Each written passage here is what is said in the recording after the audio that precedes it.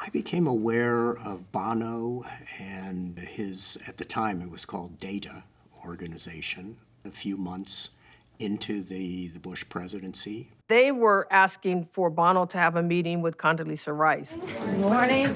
I said I would present it to her. I myself was a bit skeptical about that.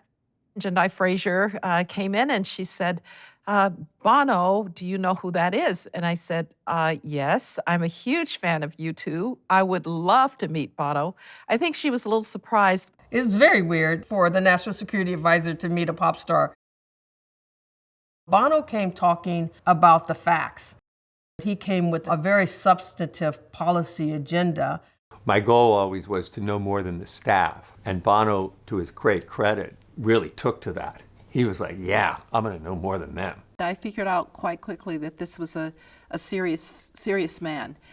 He wanted to talk about the commitment of the international community to the AIDS pandemic. This was 6,000 Africans dying every day of a preventable, treatable disease concerning HIV. But they don't have to. And he wanted to talk about the possibility of U.S. leadership in taking on that challenge. But we were just going to announce that the president wanted to do a new kind of foreign aid. The idea would be that countries had to demonstrate that they were governing wisely. She wants that to be the first announcement by President Bush. And they would like that I would turn up at the ribbon cutting. The night before we were going to announce, Bono said he couldn't do it. I say to Condi, we have to deal with HIV/AIDS in this announcement. She says, we can't. And she walks over and she closes the door. I said to him, let's be very clear. We are going to do something for AIDS. You have my word on that. But if you don't show up for this, effectively all bets are off. And I go, what do you mean? I've said, I'm asking, will you take on a historic AIDS initiative? Promise me. I was a little annoyed, actually, at the implication that I wouldn't keep my word. She goes, I promise you. And I put my hand down, I said, thank you. Ladies and gentlemen, please welcome our honored guests for today's event.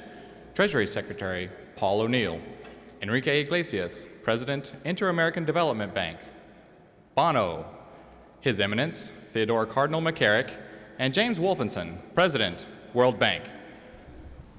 People across the world are working to relieve poverty and suffering, and I'm proud of their efforts. I appreciate Bono. There are isolationist elements at the time, not nearly as significant as they are today, where people say, why in the hell are we going to spend money over in Africa and we got bridge problems here, or road problems in my state? By offering hope where there is none, by relieving suffering and hunger where there's too much, we will make the world not only safer, but better. Thank you very much.